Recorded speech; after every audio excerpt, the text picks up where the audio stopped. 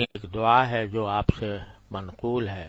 کہ آپ نے فرمایا اللہم انی اسألک صحۃ فی ایمان و ایمانا فی حسن خلق و نجاحا تتبعہ فلاحا و رحمتا منک وعافیہ و مغفرتا منک ورضوانا او کما قال صلی اللہ علیہ وسلم۔ تو اس میں اللہ تبارک و تعالیٰ سے آپ نے ایک تو صحت مانگی ایمان کے ساتھ، یعنی صحت جو کہ لفظ ہے بڑا عام ہے، اس میں جسمانی صحت بھی داخل ہے، اس میں ذہنی صحت بھی داخل ہے، اس میں باطنی صحت بھی داخل، کیونکہ صحت کے معنی یہ ہے کہ کوئی بیماری نہ ہو، اور بیماریاں جس طرح انسان کو جسمانی ہوتی ہیں تو اسی طرح ذہنی اور نفسیاتی بھی ہوتی ہیں، اور اس سے زیادہ خطرناک باطنی بیماریاں ہیں، جیسے حسد ہے کسی سے، تکبر ہے، ریاکاری ہے، یہ سب باطنی بیماریاں ہیں، اور اللہ بچائے یہ ظاہری جسمانی بیماریوں سے زیادہ خطرناک، کیونکہ ظاہری بیماری کا اثر صرف دنیا کی حد تک محدود رہتا ہے، اور آدمی صاحب ایمان ہو تو وہ بیماری بھی اس کے لیے اجر کا سبب بن جاتی، اس کی وجہ سے انسان کے درجات بلند ہوتے ہیں۔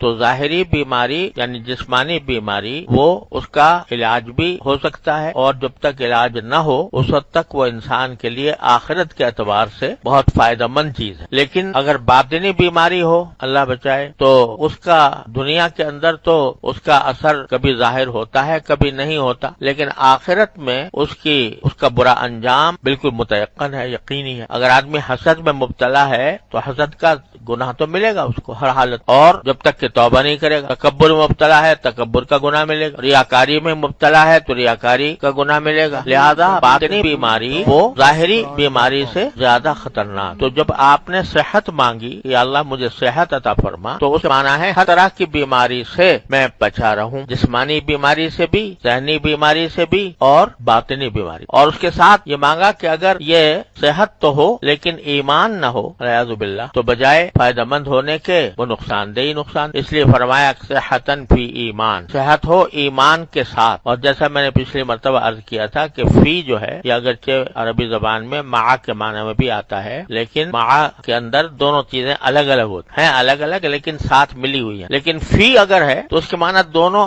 آپس میں گھلی ملی ہیں، اس میں دونوں کا وجود الگ الگ محسوس ہی نہیں ہوتا، بلکہ صحت کے ساتھ ایمان اس طرح گھلا ملا ہے کہ صحت بھی ہے اور اسی صحت کے ساتھ ایمان گھلا ملا ہے، اس معنی میں کہ بندہ جو ہے وہ اس صحت کو اللہ جل جلالہ کی عطا تصور کر کہ یہ میرے پروردگار کی عطا ہے، یہ صحت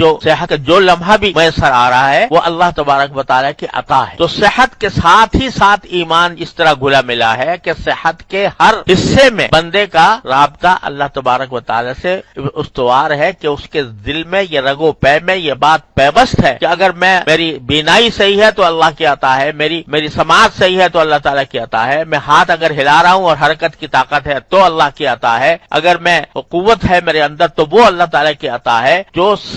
یہ سارے تصورات اپنی صحت کے وہ اللہ تبارک و تعالیٰ کی عطا کے تصور سے گھلے ملے ہیں۔ نتیجہ اس کا کیا ہے کہ بندہ ہر وقت شکر گزار ہے، صحت کی ہر نعمت کا شکر گزار ہے، کہ یعنی اس کے جس رگو پے میں یہ بات پیوست ہے کہ یہ صحت میرے پروردگار کی عطا ہے، لہذا یہ میں اس کا شکر۔ صرف اگر آدمی یہ بھی کہے کہ یا اللہ یہ آپ کی نعمت ہے، یہ بھی شکر ہے، یا اللہ یہ آپ کی عطا ہے، یہ بھی